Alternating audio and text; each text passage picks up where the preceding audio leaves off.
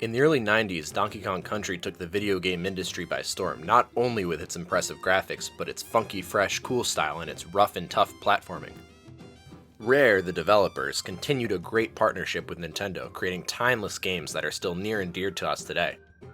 This is the crew responsible for GoldenEye, Perfect Dark, Donkey Kong 64, Diddy Kong Racing, and of course, Banjo Kazooie.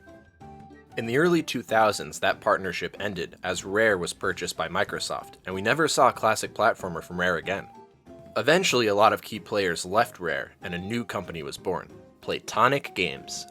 Although Playtonic Games is considered an indie developer, these dudes are the veterans behind the OG Donkey Kong Country games and Banjo Kazooie. They're the real deal.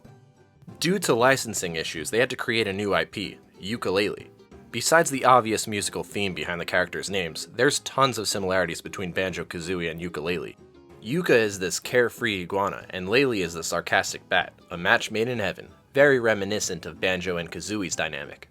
Playtonic's first Yooka Laylee game received mixed perception due to its lack of polish as a 3D platformer, but a sequel released in a 2D landscape, and it's one of the most interesting, polished, and challenging platformers out there.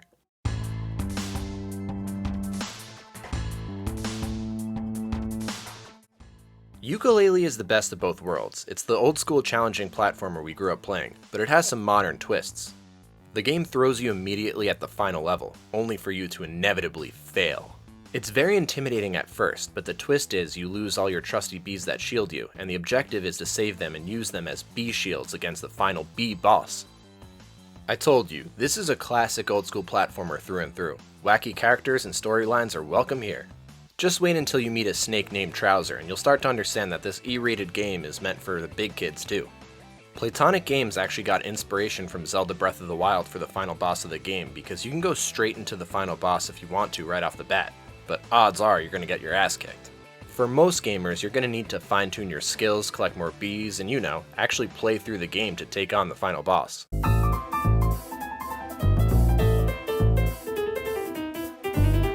Yooka Laylee mirrors the look and feel of Donkey Kong Country games. It even has barrels that shoot you all over the place. Yooka Laylee did a great job matching the weight and speed of Donkey Kong. It feels very similar to the new Donkey Kong games by Retro Studios. At the same time, they managed to follow the same mechanics of Banjo Kazooie games, so it's truly a great mix between the two. Yooka can take 2 hits just like Donkey Kong, but you have all the skills at your disposal when his sidekick Laylee is aiding him to do a spin maneuver to properly correct jumps mid-flight. When Yooka takes his first hit, Laylee spins around in randomly generated patterns, and you only have a couple of seconds to snatch her back before she flies away forever. Luckily, you can gain Laylee back from finding bells scattered across levels. When I lost Laylee, I felt very exposed as my abilities truly diminished. Yooka Laylee is a lesson to all y'all young whippersnappers out there.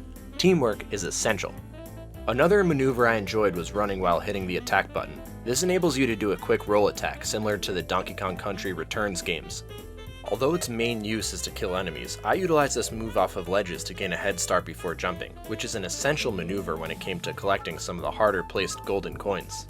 Speaking of golden coins, you'll be finding plenty of those. Exploration in a 2D landscape is something that Playtonic has perfected. You will constantly be searching every nook and cranny of every level, and the coins are meticulously placed in very difficult scenarios where you have to risk your life to gain the coins. This risk versus reward playstyle will keep you at the edge of your seat between every jump.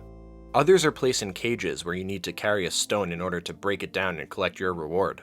There are paywalls in the overworld that prevent you from progressing to new levels until you get enough golden coins, so there's huge incentive to collect away in every level. I found myself backtracking in levels where I didn't collect everything, which may sound tedious up front, but it was a very rewarding feeling to finally obtain that last golden coin you had trouble eyeing down. This may alienate a casual audience, but not every game can be for everyone. Despite the cute characters, Yooka Laylee is for big boys.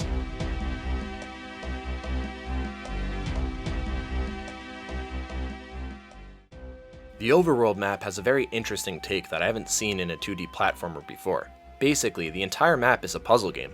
Getting from level to level could be a game in itself, but I mean that in the best way possible. This helped break up the action and let me relax and just solve some puzzles. This made the game feel more like a full adventure. These aren't the most intense puzzles you'll ever do, but trust me, you'll enjoy the break after going through some insane platforming sections. The Overworld forces you to interact with the environment in very creative ways. There are elemental bombs like ice bombs and fire bombs that you can use to freeze and unfreeze water sections to help you traverse to new regions, while simultaneously opening up remixes of levels that you have already completed. In the overworld, you'll find tonics scattered across the world that you can use in the game. Tonics change up the gameplay to both help you or make the game even more challenging than it is. A tonic that I used, which was helpful, was keeping golden coins even when you die. This saved me a lot of time in more difficult parts, and I can already hear some of you purists in the comments saying that I'm cheating. But I ain't what I used to be, so fuck off.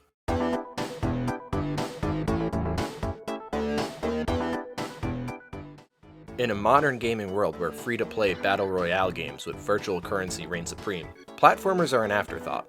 I doubt a developer like Playtonic Games will get the same support the founders received back in the N64 days, and that's a shame. They still have so much to offer the gaming industry.